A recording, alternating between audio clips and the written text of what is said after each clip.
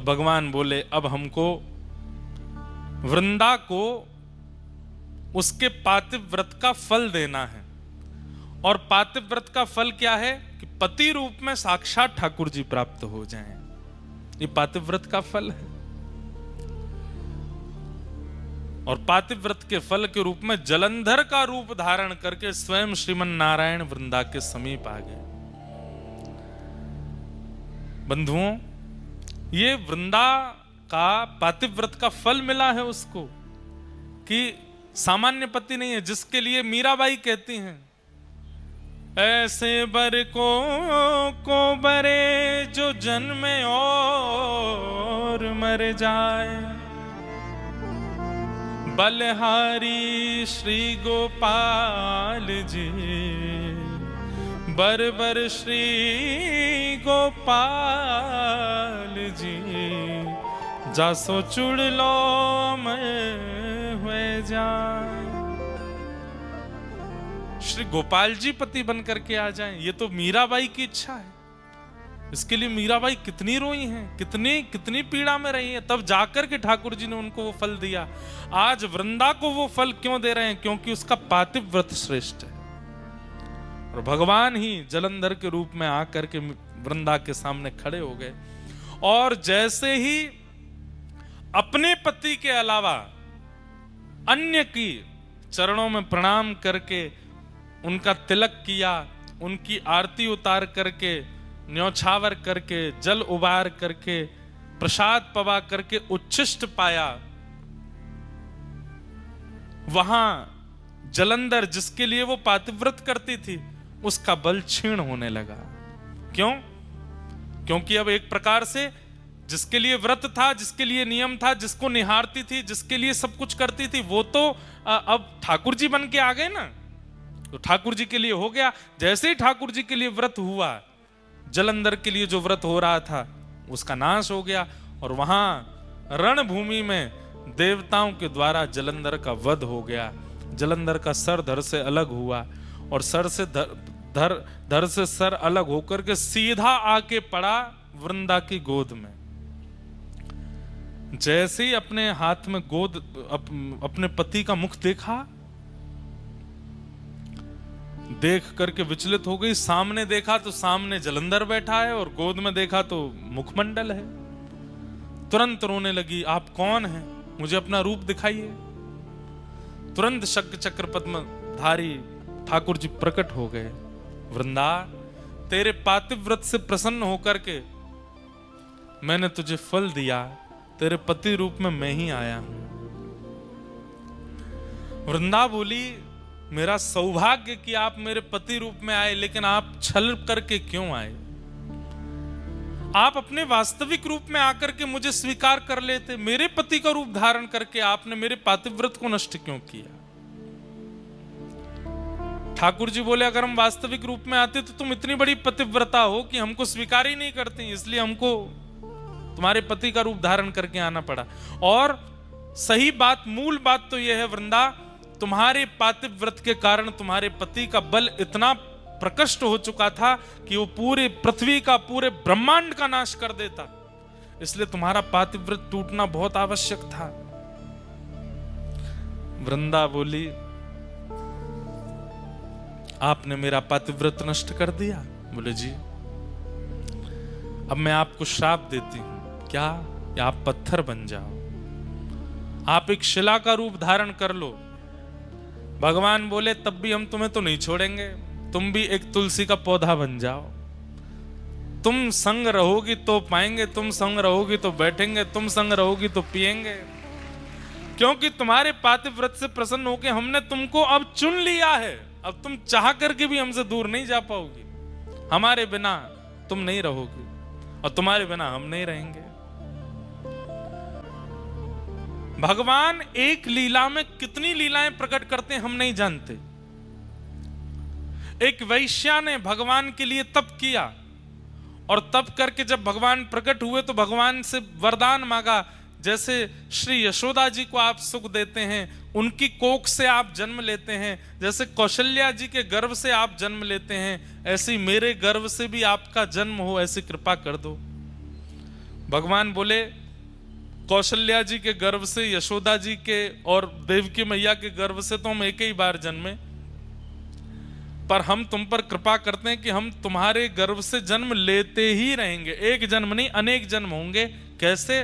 बोले तुम गंडकी नाम की नदी बनोगी और वृंदा के श्राप से हम शालिग्राम बनेंगे, और जब तक पृथ्वी पर सूर्य चंद्र हैं, जब तक पृथ्वी का अस्तित्व है, तब तक गंडकी में से हम प्रकट होते ही रहेंगे, आते ही रहेंगे, जीव मानव पर कल्याण करते रहेंगे। तो यहां वृंदा ने श्राप दिया कि आप पाषाण बन जाओ। सब घबरा गए। ठाकुर जी बोले बिल्कुल चिंता मत करो, ये भैया सब हमारी लीला ही है, ये पाषाण का श्राप देगी तभी उस वैश्या के वरदान को हम पूर्ण कर पाएंगे। वो नदी बन करके गंडकी आ गई, अब हम जा रहे हैं, हम शालिग्राम बन के आएंगे, लेकिन हमारी भी शर्त है। क्या? तुम भी एक तुलसी का झाड़ बनोगी, और जब तक तुम नहीं पधराई जाओगी तब तक हम प्रसाद नहीं पाएंगे, तब तक हम जल नहीं पिएंगे, तब तक हम कुछ भी नहीं करेंगे। अरे आसन पे भी जब तुम रखी जाओगी तो ही बैठेंगे, तो नहीं बैठेंगे। एक क्षण के लिए भी तुलसी शालिग्राम जी से दूर नहीं होती। ये भगवान ने वरदान दिया। एक राक्षस ने भी भगवान की तपस्या की, तपस्या करके ठाकुर जी से मांगा। भगवान जब प्रकट हो गए, वरदान मांगो, क्या चाहिए? राक्षस बोला, प्रसन्न हासा रुड़लो चलो लसत। जब आप ठाकुर जी मुस्कुराते हैं तो आपके गाल बड़े प्यारे लगते हैं मुझको। राक्षस मांग रहा है। भगवान बोले तो वरदान तो मांगो, क्या चाहिए? बोले कि प्रभु मैंने बहुत कुछ खाया अपने जीवन में, बड़े बड़े जीव खा लिए, बड़े बड़े जंतु खाए, मानव भी खाए, देवता दैत्य भी खाए, अब आपको खाने का मन कर रहा है। भगवान बोले तू मुझे खाने के लिए तपस्या कर रहा था? बोले हाँ, मुझे पता चला कि आप मिलते नहीं हो, आप तभी प्रकट होते जब आप कोई तप करता है, तो मैंने इसीलिए तप किया 1000 वर्ष तक कि आप प्रकट हो जाए तो मैं वरदान में आपको खाने के लिए मांगूं। भगवान बोले वाह भैया, कैसे खाओगे? बोले आ जाओ मेरे पास, आपको लेकर के खाना शुरू करूं। आपके गाल पहले खाऊंगा, आपके हाथ फिर खाऊंगा, फिर चरण खाऊंगा। ठाकुर जी बोले भैया देखो, इस रूप में तो संभव नहीं है, तुम अगर हमारे पास आए भी तो इतनी योगनियां, इतनी शक्तियां चारों तरफ हमारे रहती हैं कि तुम जल करके नष्ट हो जाओगे। तुम्हारी इच्छा पूरी करेंगे। बोले क्या? कालांतर में तुम एक कीड़ा बन करके गंडकी नदी में जाओगे, और जब हम वहां शालिग्राम बन करके आया करेंगे तुम हमें ही खाया करोगे, उसी से ही हमारे अंदर रूप प्रकट होने लग जाएंगे, तुम्हारी इच्छा पूरी हो जाए। खूब खाना, झिक करके खाना। तो गंडकी में, शालिग्राम जी में कभी कभी आकृतियां प्रकट हो जाती हैं। वो आकृतियां उस राक्षस को ही शाप दिया भगवान ने खाने का। वो खाता है ठाकुर जी को। हमारे ब्रज में तो एक पद गाते हैं, पद गाते हैं मतलब उस भाव से गाते हैं। होली में खा जाऊं तेरो गाल बड़ो मीठो, खा जाऊं तेरो, हारे खा जाऊं तेरो, हम्बे खा जाऊं तेरो। जब ठाकुर जी गाल में लाल लाल गुलाल लगा करके आते हैं तब गोपियां गाती हैं, लाला इतनो चोखो लग रहा है, ऐसा मन कर रहा तेरो गाल खा जाएं।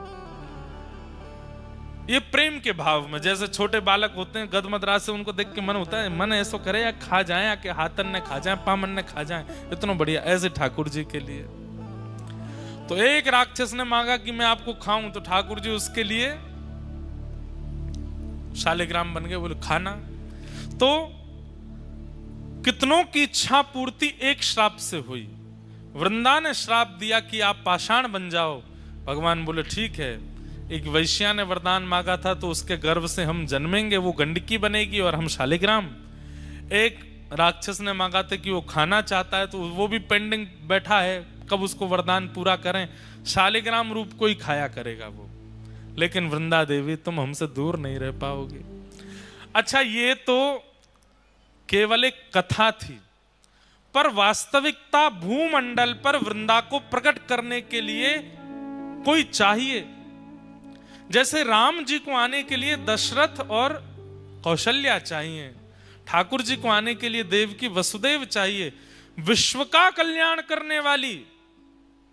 बंधुओं, दो ऐसे रत्न हैं हमारी पृथ्वी पर, इन रत्नों का नित्य आश्रय लेने वाला व्यक्ति कभी यमलोक के दर्शन नहीं करता। उसमें पहला श्री गौ माता और दूसरी वृंदा देवी तुलसी महारानी। इनका नित्य दर्शन करने वाले को कभी यमलोक का दर्शन नहीं होता। तो वृंदा तो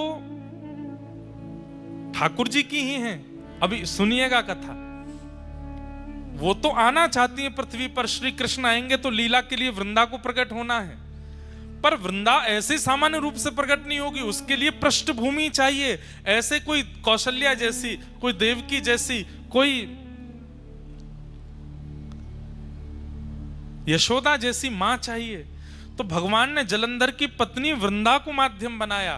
क्यों? श्राप देने के बाद में वृंदा ने प्रण लिया कि मैं अब अपने पंच भौतिक देह को नष्ट कर दूंगी। और जैसे ही वृंदा ने अपने शरीर को जलाकर के भस्म बनाया, भस्म जैसे ही बनी, ठाकुर जी ने गोलोक धाम की ओर देखा और श्री गोलोक धाम से श्री वृंदा देवी की मंजरियों को लाया गया और भगवान ने कहा, अब पृथ्वी पर सबसे शुद्ध तुलसी के प्राकट्य होने की अगर कोई पृष्ठभूमि है, कोई मिट्टी है, कोई रज है, तो वो वृंदा, पातिव्रती वृंदा की ये शरीर की जो भस्म है ये है। इसमें इन मंजरियों को बो दो।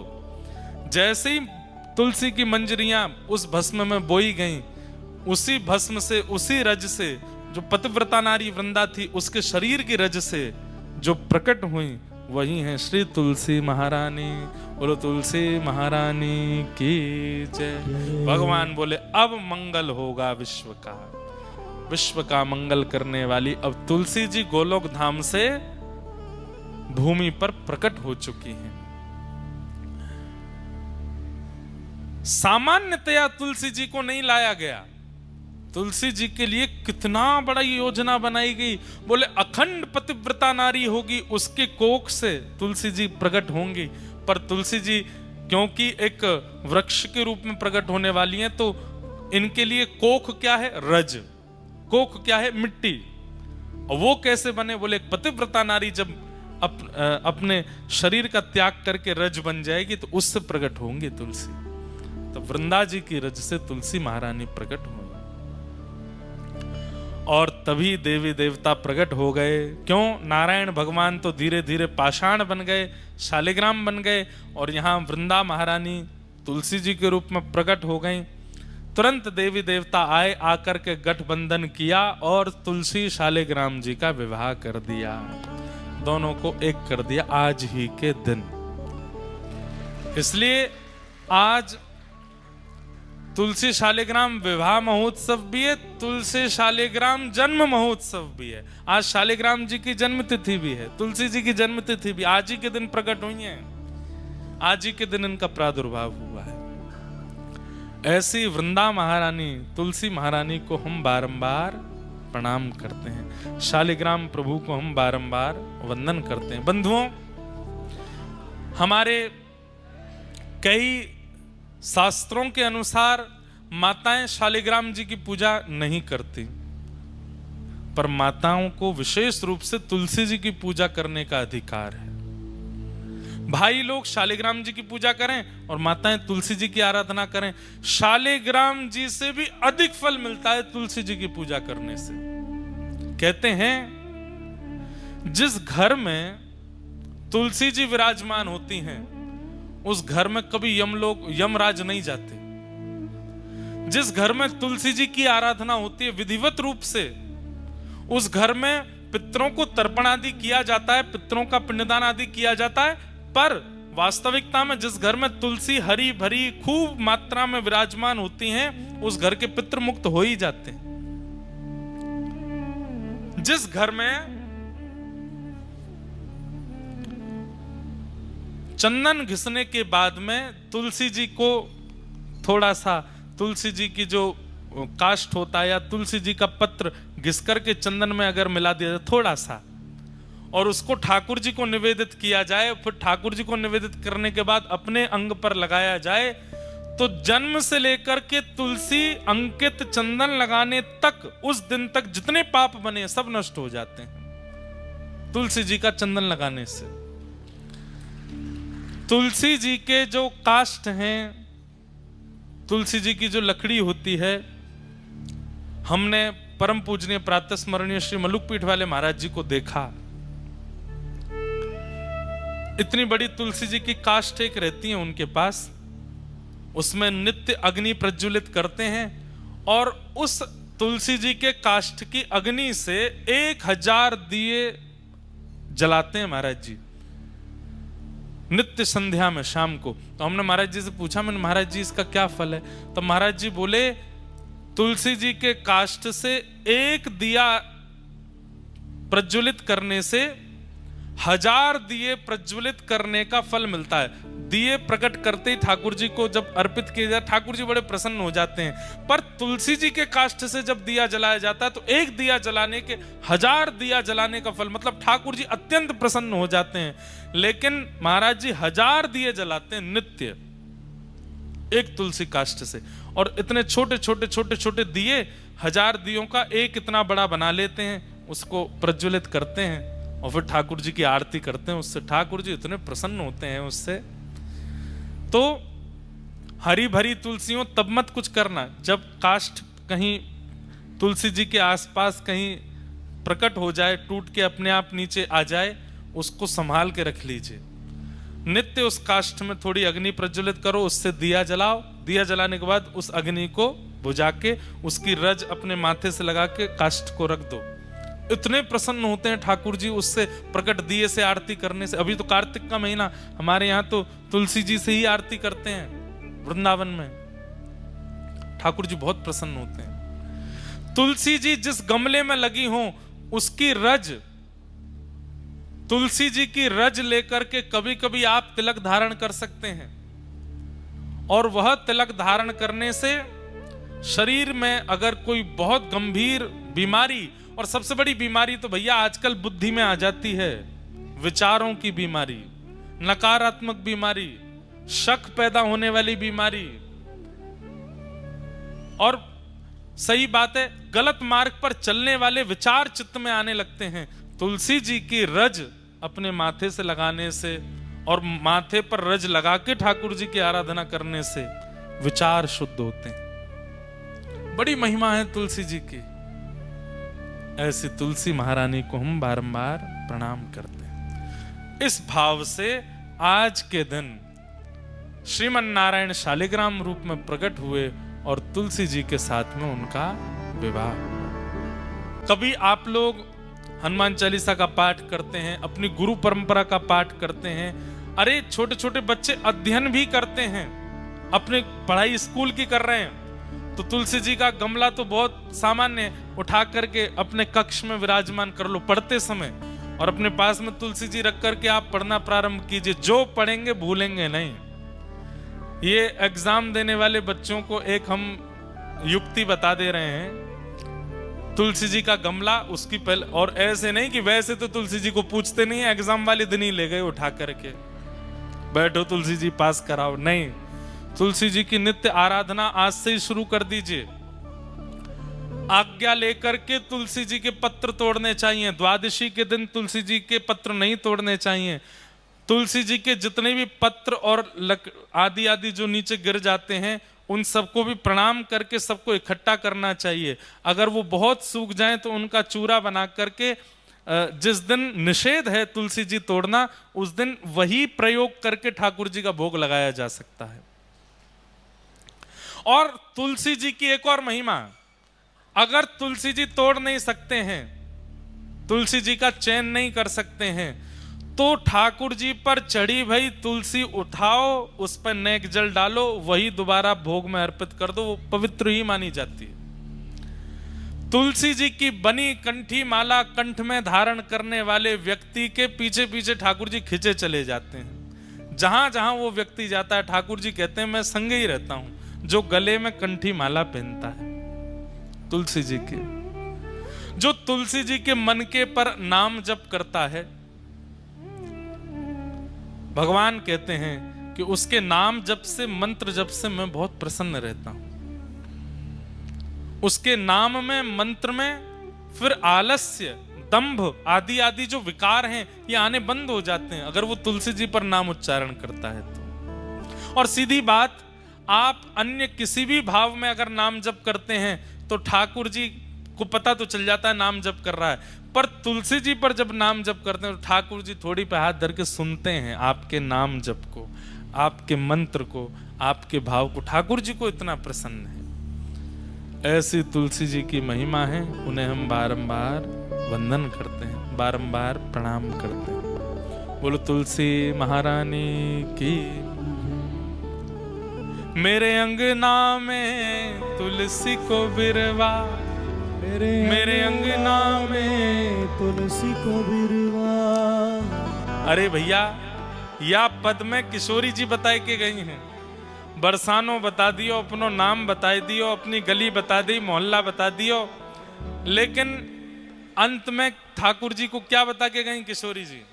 मेरे अंगना में तुलसी को बिरवा, मेरे अंगना में तुलसी को बिरवा, मेरे अंगना में तुलसी को बिरवा, मेरे अंगना में तुलसी को बिरवा, ओ मेरे अंगना में तुलसी को बिरवा, मेरे अंगना में तुलसी को बिरवा, हाँ मेरे अंगना में तुलसी को बिरवा, मेरे अंगना में तुलसी को बिरवा।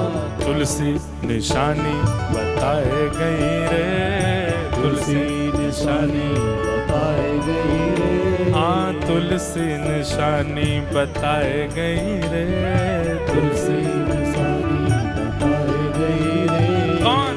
बरसाने की छोरी राधा गोरी गोरी, बरसाने की छोरी राधा गोरी गोरी, बरसाने की छोरी राधा गोरी गोरी, बरसाने की छोरी राधा गोरी गोरी, ओ करके इशारों बुलाए गई रे, करके इशारों बुलाए गई रे, हाँ करके इशारों बुलाए गई रे, करके इशारों बुलाए गई रे। कौन? बरसाने की छोरी राधा गोरी गोरी, बरसाने की छोरी राधा गोरी। भैया देखो, जो सब लोग करताल बजा रहे हैं, नृत्य कर रहे हैं, वो तो बढ़िया ही है, और जो चुपचाप बैठे हैं, आज ठाकुर जी को ब्याह है, आज ब्याह भयो है, भुजा उठा करके करताल बजाओ सब लोग। बोलो वृषभानु के जमाई की।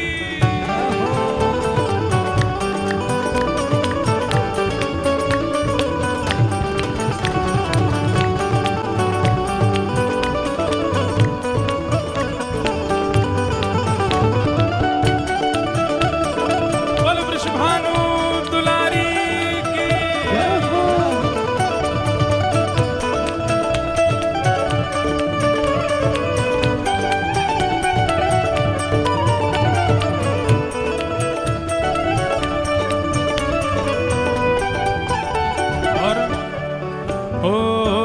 जो कान्हा मेरो काम न जाने, जो कान्हा मेरो काम न जाने, जो कान्हा मेरो काम न जाने, जो कान्हा मेरो काम न जाने, हो मेरो काम न जाने, मेरो काम न जाने, मेरो काम न जाने, मेरो काम न जाने। अरे ये तो सब कोई जाने, सब कोई जाने। किशोरी जी कह रही है मेरो काम ना जाने, वो तो सबन को पता है। अरे मेरो काम न जाने, मेरो काम न जाने, मेरो काम न जाने, अरे ये तो सब कोई जाने, ये तो सब कोई जाने, ओ मेरो काम न जाने, मेरो काम न जाने, मेरो काम न जाने।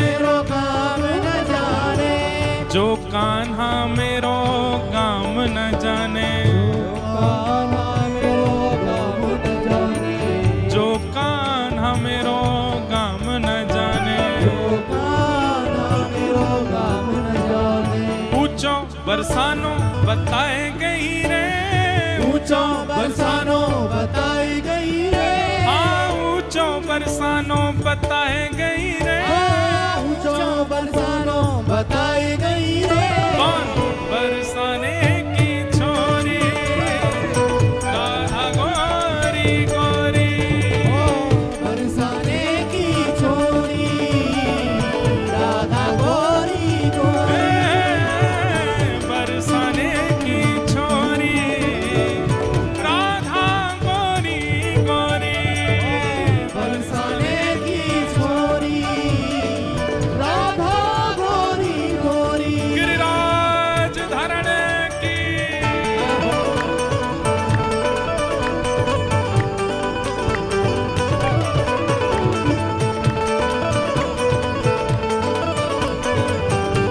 जय जय श्री राम।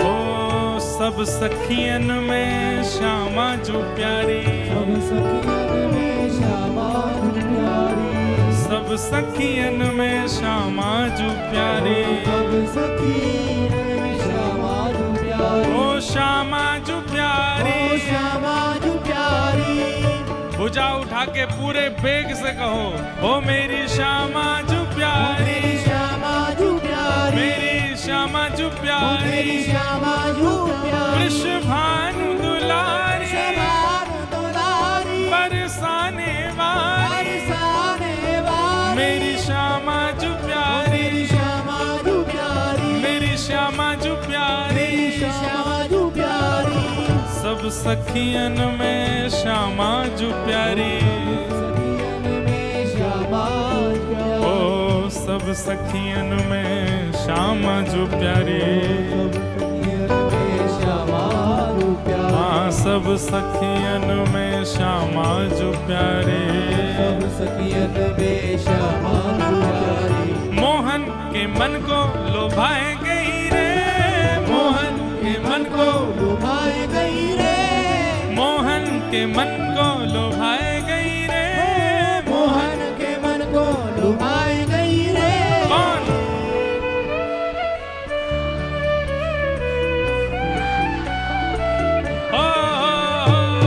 बरसाने की छोरी राधा गोरी गोरी, बरसाने की छोरी राधा गोरी गोरी, बरसाने की छोरी राधा गोरी गोरी, बरसाने की छोरी राधा गोरी गोरी, करके इशारों बुलाए गई रे, करके इशारों बुलाई गई रे, करके इशारों बुलाए गई रे, करके इशारों बुलाई गई रे, बरसाने की छोरी राधा गोरी गोरी, बरसाने की छोरी राधा गोरी गोरी, राधा राधा राधा राधा राधा जय श्री राधा, राधा राधा राधा राधा जय श्री राधा, हे राधा राधा राधा राधा राधा जय श्री राधा,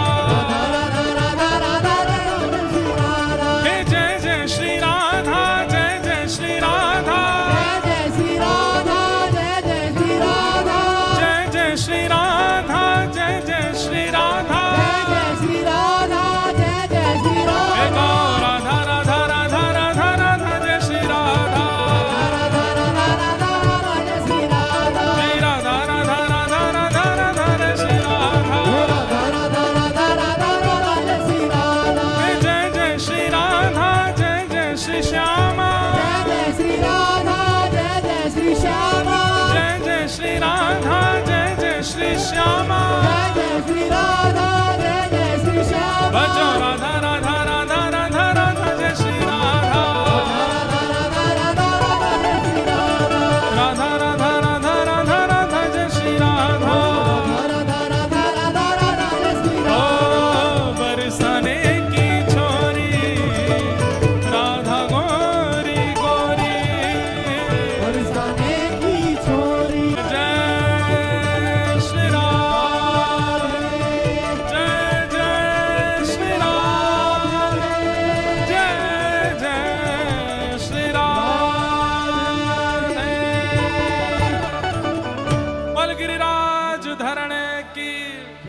वृषभानु दुलारी की जय वृषभानु के जमाई की जय पूछरी के लौठा की प्यारे।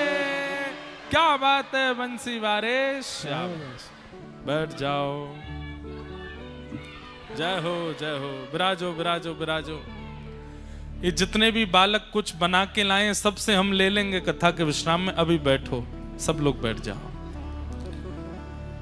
तो ठाकुर जी का श्री विवाह शालिग्राम स्वरूप में श्री वृंदा महारानी के साथ में आज के दिन सुसंपन्न हुआ। और ये विवाह सब देवताओं ने मिलकर के कराया। उसी विवाह के मंगल विधान को हम लोग करके आज कथा में विराजे, इसलिए इस कथा का कहना सुनना अति अनिवार्य था। बोलो तुलसी शालिग्राम भगवान की। माताओं से हमारी विनती कि वे तुलसी आराधन खूब भाव से करें और भाई लोग श्री शालिग्राम भगवान की खूब मंगल सेवा करें। दंपति जब मिलकर के तुलसी शालिग्राम सेवा करते हैं, नियमित रूप से जैसे उसके नियम है उसी भाव से करते हैं, तो ऐसे दंपतियों में कभी विद्वेष विद्रोह और विक्षोभ नहीं होता। शालिग्राम जी और तुलसी मैया दोनों दंपतियों को समीप ही रखते हैं, कभी उनमें मन मुटाव आदि कभी प्रकट नहीं होता। इस प्रकार से आज के मंगल भाव को प्रणाम। जन्माद्यस्य यतोऽन्वयादितरतः चार्थे स्वविज्ञस्वराट् तेने ब्रह्मेण